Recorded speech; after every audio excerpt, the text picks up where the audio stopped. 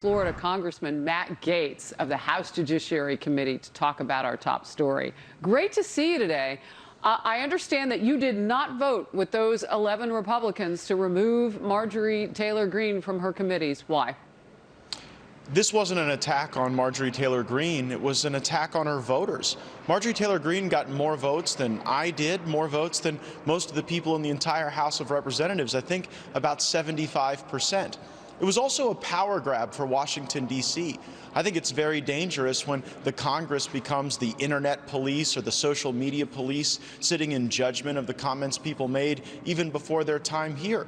Matter of fact, we don't even really hold people accountable for the statements they make while they're in Congress, but now we see this Republican woman specifically targeted, and I think there is a double standard.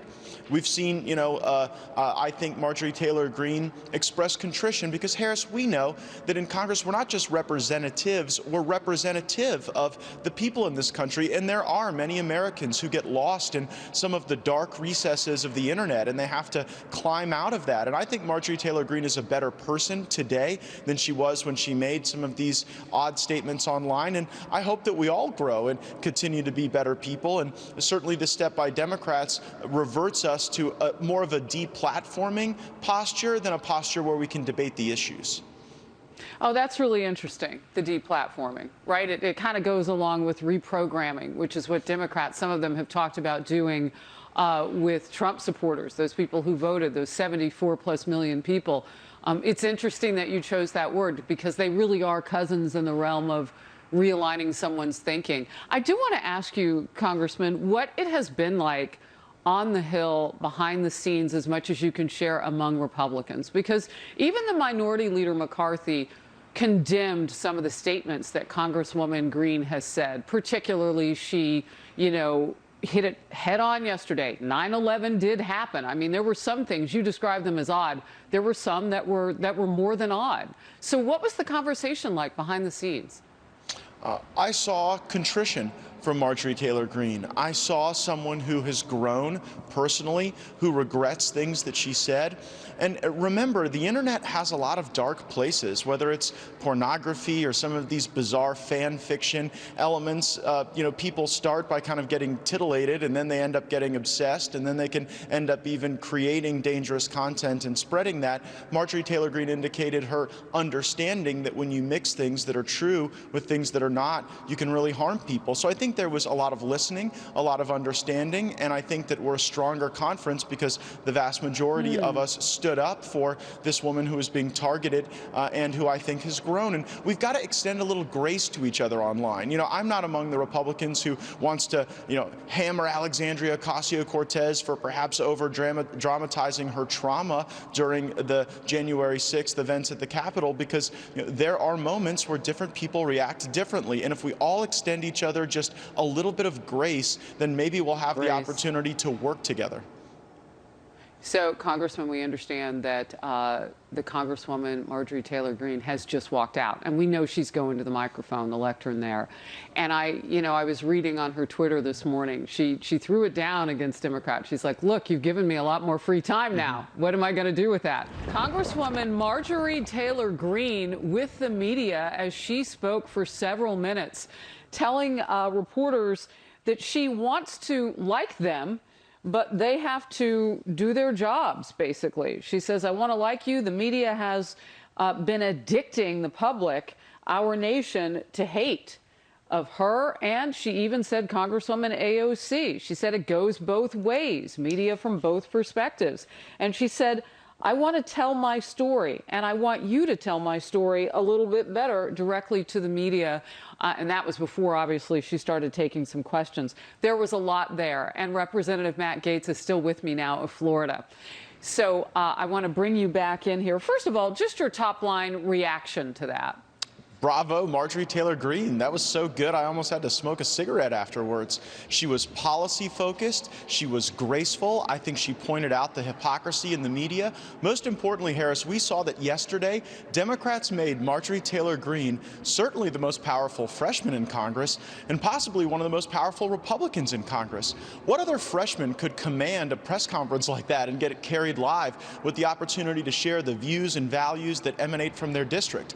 Marjorie is off the proverbial leash right now. I think she's going to be a major communicator, and if she shows the grace and the focus and the attention to policies that matter to everyday Americans like she did in that press conference, she is going to be a very successful Congresswoman. Congressman Gaetz, at one point she said her job will be now with the free time she'll have because she won't be serving on education labor committees, and she was on the budget panel as well. She said with that free time, she's going to be holding the GOP accountable and pushing them to the right. Is the party going to change, or has it already changed? She said this is still President Trump's party. She said it doesn't belong to anybody else. I welcome Marjorie Greene's contribution to shaping the contours of our party, just like I would welcome that from any other member of the Republican conference. When Marjorie talks about the America First policies of not invading everywhere and inviting everyone across our borders illegally, that's important within the Republican conference because we do have Republicans that are more establishment that want to revert to the days before President Trump. And without President Trump tweeting every day and sharing kind of a daily message for us to all rally around, I think it is ever the more important that the people who hold those America First views express them. And Marjorie is right. With the action the Democrats took yesterday, she's going to have a whole lot of time on her hands to ensure that she's communicating with the people of our country about what both political parties are doing. And frankly, both political parties need to be held accountable to do the work of our people. You know, there are some things that I'm trying to hit here that will be headlines. This, I anticipate, will be one. She said going forward, she's been freed from committees. I mean, that is such an interesting way to look at it. You know, Democrats in charge now, that the president north of 46, 47 executive actions and orders in his first couple of weeks. She said she doesn't have to be part of all of that dictator-like type stuff. I'm paraphrasing her. What does that mean to you? In the House of Representatives, Republicans have essentially no power.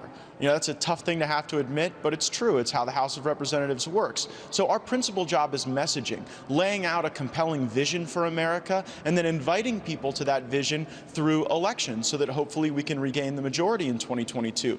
And if Marjorie's going to be out there communicating a vision that draws people in, that will certainly help our cause. So I think that the notion that by serving on a committee, you're able to impact an outcome in the minority in the House of Representatives is a bit of a fiction. I mean, yesterday, I tried to introduce an amendment to the Rules and Judiciary just to say the Pledge of Allegiance. And because I'm a minority member, a Republican, every Democrat voted against it, and we won't say the Pledge of Allegiance at the beginning of the Judiciary Committee. That's just demonstrative about the control that Nancy Pelosi and the Democrats currently exert over this institution. You know what? I want to go just a little bit deeper on that, and we'll come back to Representative Greene. House Judiciary Chair Jerry Nadler, just so everybody catches up on what you're talking about, slapped down your request to begin each committee meeting with the Pledge of Allegiance. Here's what he said. It's unnecessary. The House begins every day with the Pledge of Allegiance. We're covered by that. There's no necessity to say the Pledge of Allegiance twice during the same day. It's like and the Daily Caller, 1 second, Congressman, the Daily Caller exclusively obtained this audio, because I think you'll want to hear this, which Fox News has not independently verified. It appears to show House Democrats making fun of your Pledge of Allegiance request. Let's listen. I wake up in the morning and I pledge allegiance to the flag. I go outside regardless of the weather, where I've got my flag up by my house, and I pledge allegiance, and then I get on my knees and I pray. If I do that, am I supposed to do it again? And how many times a day should I do that? I think you should do it at least every hour. I remember the first grade, we had something like this. I remember too. I remember on Fridays at 10 o'clock, we ducked below our desks because of the nuclear bomb. Right. Congressman Gaetz, your reaction.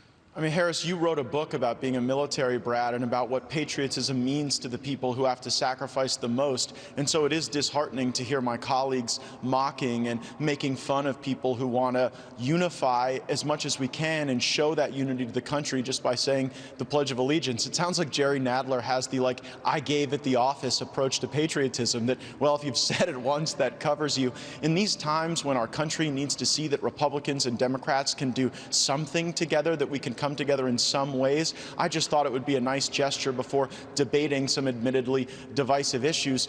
Cori Bush is also on the Judiciary Committee, a new member, and she said that she opposed my amendment to say the Pledge of Allegiance because the pledge was a symbol of white supremacy.